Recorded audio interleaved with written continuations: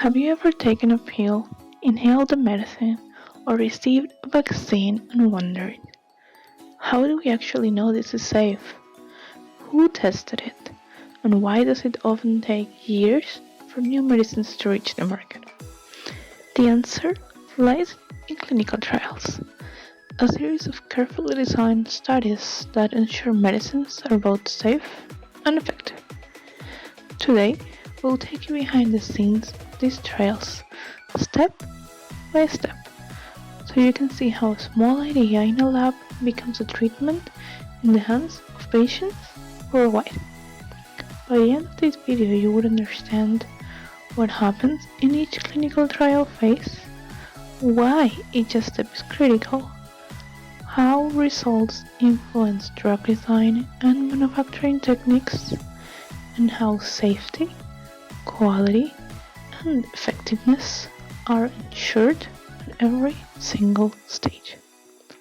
Let's begin at the very start, before humans ever see the first dose. We have preclinical trials. This happens before the human touches the drug. The goal is very simple. Don't risk human lives until the compound looks promising and reasonably safe. Here, researchers are going to ask, how does the drug behave in the body? Where does it travel? How long does it stay? What doses are toxic? And are there early signs of organ damage? This is done with computer modeling to understand receptor capabilities, lab experiments in cells to understand reactions, and animal studies, but only when it's legally required. Also, when early decisions are made about drug formulations is in this stage. Should it be a tablet, a capsule, an injection, solution, inhaler, or what? Should it be immediate release or controlled release? How stable is it under heat or light or humidity? Can it be manufactured reliably at a bigger scale? If the drug fails any of these tests, proving that it's unsafe, unstable, or impossible to produce, it doesn't move forward. When preclinical data is promising, the regulatory agencies will approve phase 1, when now humans will finally participate. This is the first time that humans touch this drug, which will focus on safety and tolerability. They would involve 20 to 100 healthy volunteers. Now, sometimes, when the drug is too risky for healthy individuals, we will use patients. Researchers are going to ask, how is the drug absorbed, metabolized, and eliminated, to understand pharmacokinetics? What are the side effects that appear, and at what doses? Which dose is safe for future studies? Here, we may be testing single low dose, gradually increasing doses, having different formulations, and having the effects with or without taking food. It's also where early manufacturing issues are detected. Does the travel crumble during transport? Does an injection cause an irritation? Does it require some sort of refrigeration? Does the formulation need some adjustment?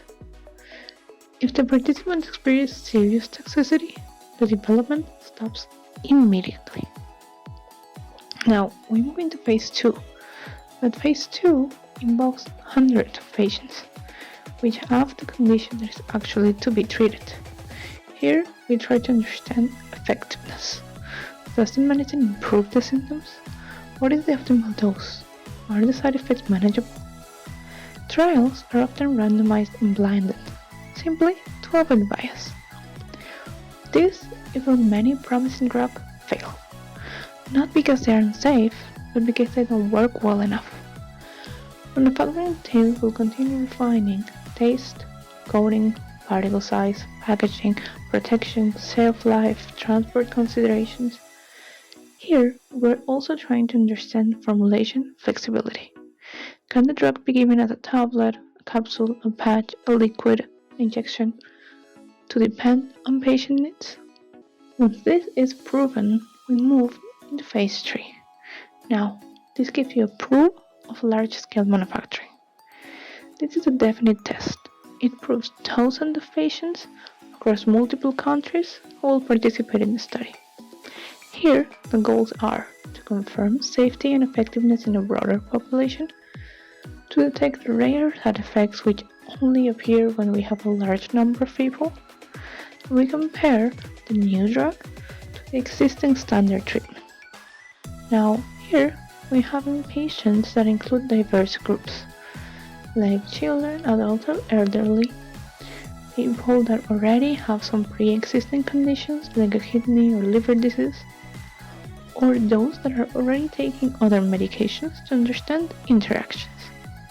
Meanwhile, because we're scaling up the manufacturing process, we are using good manufacturing practices as a base, GMP guideline. Here, we need to ensure that every batch is identical and it's testing for purity and consistency to increase or to ensure that we are optimizing packaging, labeling, and instructions for healthcare professionals. Phase 3 is the most expensive and time-consuming, but it's the stage that generates regulatory approval data. Once this is positive, the companies are going to submit the thousands of pages of documentation that they will have to the agencies like the FDA or the EMA. Now, you may be thinking, if we already gave the documentation and now the drug is approved, why are we continuing with this? We have phase 4, in which happens after the drug reaches the market.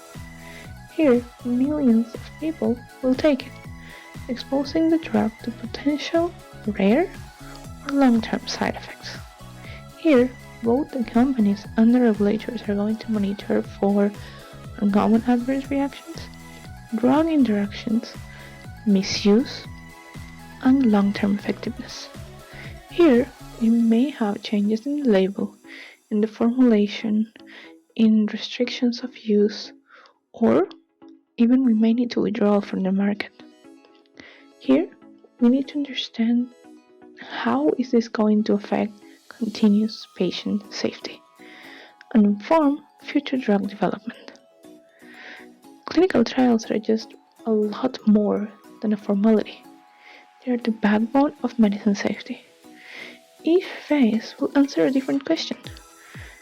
Preclinical tells you is it worth to be tested, phase 1 tells you if it's safe, phase 2 tells you if it's effective, phase 3 tells you if it works at a bigger scale, phase 4 if it's actually safe to be used in real life.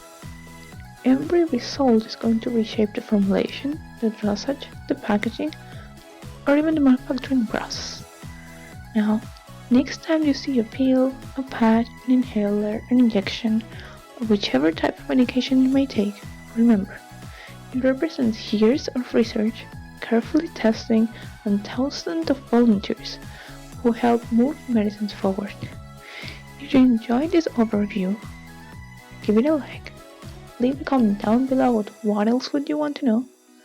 And until then, stay safe.